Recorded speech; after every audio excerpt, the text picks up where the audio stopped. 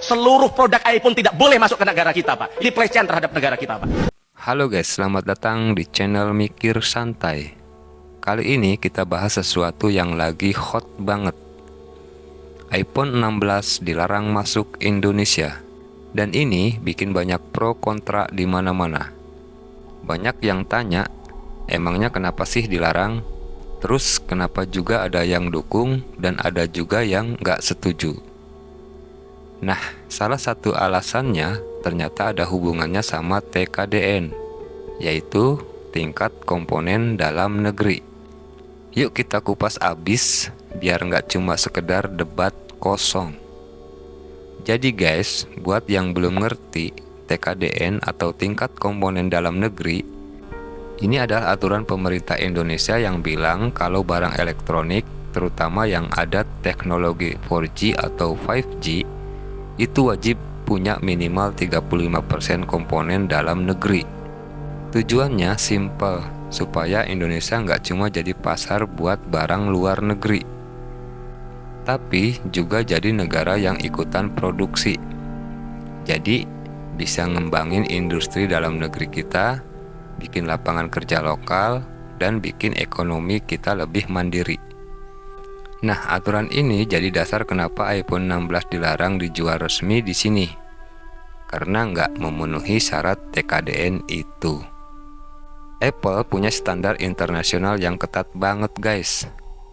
Mereka punya jaringan produksi yang udah global banget dan jarang banget ngikutin regulasi khusus tiap negara. Jadi, iPhone 16 nyaris nggak ada komponen dalam negeri Indonesia sama sekali. Jadinya pemerintah nggak kasih izin buat dijual resmi di sini. Tapi Apple kayaknya nggak terlalu peduli. Mereka lebih milih nunggu perubahan aturan daripada ngerubah standar produk mereka. Sekarang, kenapa ada yang setuju sama aturan ini? Sebenarnya mereka yang pro TKDN ngelihat kebijakan ini penting banget buat jangka panjang. Kalau semua barang impor gampang masuk tanpa kontribusi lokal, industri dalam negeri bakal susah berkembang. Orang-orang pro TKDN mikir, ini momen buat kita ngebangun ekonomi lokal yang kuat, nambah lapangan kerja, bahkan transfer teknologi dari brand besar ke sini.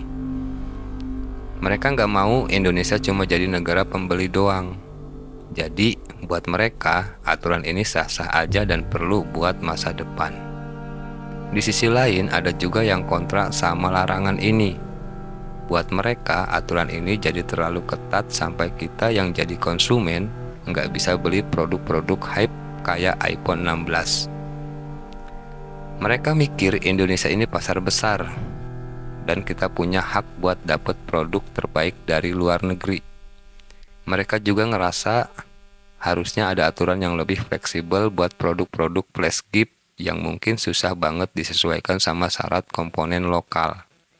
Intinya mereka mikir pemerintah harus ngasih ruang buat konsumen punya pilihan bebas, tanpa aturan yang terlalu saklek. Sekarang pertanyaannya, apakah aturan TKDN ini perlu dibikin lebih fleksibel? Mungkin pemerintah bisa bikin pengecualian buat produk flash gift tertentu, atau Apple bisa diajak kerjasama buat transfer teknologi lewat cara lain. Misalnya, Apple nggak harus bikin komponen di sini, tapi bisa investasi di pusat layanan atau pusat riset lokal. Win-win solution kan? Yang penting ada kontribusi buat industri lokal, tapi nggak bikin konsumen kehilangan akses ke produk teknologi terbaik. Buat konsumen kayak kita, larangan ini jelas ada pro kontranya juga.